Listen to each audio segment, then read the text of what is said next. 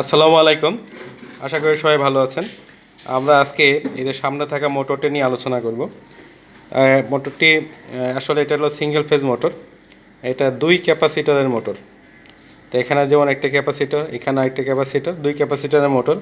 অনেকে এটাকে class motor বা capacitor start, capacitor run motor এভাবে ডেকে থাকে। সঠিকভাবে এটার নাম বলতে গেলে এটা capacitor start and run motor হবে। অর্থাৎ এখানে একটা ক্যাপাসিটর থাকে যেটা রান মুহূর্তে মোটরে সবসময় লেগে থাকবে, আরেকটা ক্যাপাসিটর থাকবে যেটা স্টার্ট করার পরে এই সুইচটা সেটাকে বিচ্ছিন্ন করে দেবে। তো এখন এই মোটরের টার্মিনাল দেখে আমরা দেখি এখানে মূলত একটা টার্মিনাল ভেঙে গেছে। তাহলে এখানে টার্মিনাল হয় মোট 5টা, যেমন 1 2 3 4 5, এটা ভেঙে গেছে। যাই হোক, মূল টার্মিনাল কিন্তু 4টা, যেমন 1 2 3 4টা। তো মূল টার্মিনাল 4টা বলতে স্টার্টিং কয়েলের 2 মাথা, একটা স্টার্টিংয়ের একটা মাথা আর একটা মাথা, আর একটা রানিং বা মেইন কয়েলের আর 2 মাথা, এক মাথা 2 মাথা, ঠিক আছে। এখন এখানে 2 মাথা কোত্থেকে আসলো, যেটা মোটরের ভিতর থেকে আসছে। তো এই টার্মিনালটা মূলত যেমন এই যে স্টার্টিং কয়েল এর মাঝখান থেকে কোনো এক জায়গা থেকে হয়তো বা 3 পোলের পর থেকে এই টার্মিনালটা নিয়ে আসছে। এক সাইড থেকে নিয়ে আসলেও হয়। এর মানে আমরা যদি এখন মিটার দিয়ে এখানে মাপ দিই, মিটার দিয়ে মাপ দিলে এই দুটোর মধ্যে আমরা একটা রানিংয়ের রেজিস্ট্যান্স পাবো।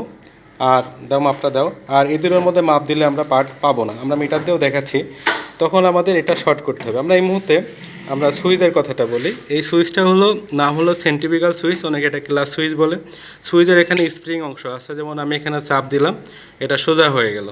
তো এই সোজা হয়ে গেলে যখন মোটরটি ঘোরে, অনেক স্পিডে ঘোরে, এটার এই যে কেন্দ্রমুখী বলের কারণে বা গতিশীল যে ফোর্সের কারণে এই স্প্রিংটা এরকম সোজা হয়ে যায়। সোজা হয়ে গেলে এই সুইচের উপরে যে প্রেশার আছে, প্রেশারটা উঠে যায়, তখন এই টার্মিনাল থেকে এই টার্মিনাল বিচ্ছিন্ন হয়ে যায়।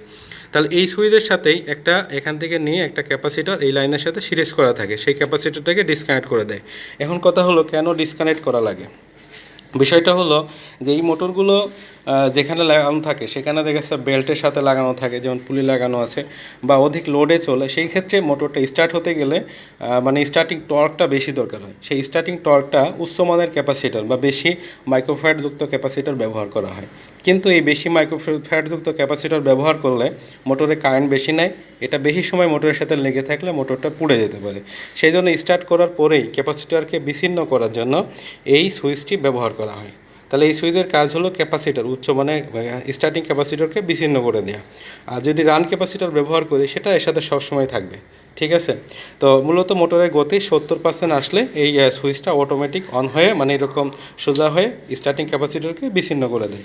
আমরা এখন এটা মাইপে এটা রানিং এবং স্টার্টিং চেক করব।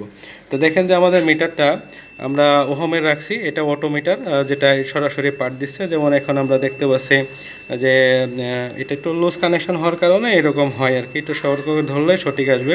যেমন 3.3 ওহম এখানে আসছে, কিন্তু আমরা এখানে যদি ধরি এটা, তো এখানে ধরলে দেখা যাচ্ছে আমরা পার্টটা এখানে পাচ্ছি না। কেন?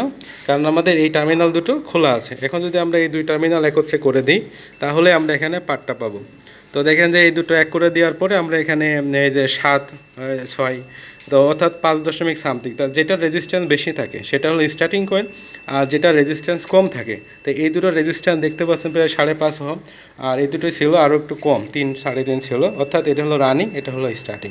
তো আমরা টার্মিনাল শনাক্ত চিনলাম। আর এখানে যদি আরেকটা টার্মিনাল বেশি থাকে তার কারণ ছিল হলো মোটরটাকে উল্টো ঘোরানোর জন্য। যেমন আমরা যদি এই দুটোকে শর্ট করি, শর্ট করে একটা লাইন দিলাম মনে করেন, এই দুটোকে শর্ট করে নিউট্রাল দিলাম, তাহলে মোটরটা যেভাবে ঘুরবে, আমরা যদি শর্টটা চেঞ্জ করি, যেমন আমরা এখানে যদি এই তারের সাথে এখানে আরেকটা তার শর্ট করে থাকতো, সেই ক্ষেত্রে এখানে একটা শর্ট করতাম, আবার এখানে শর্ট করতাম, করে এটাকে লাইন, এটাকে নিউট্রাল দিতাম।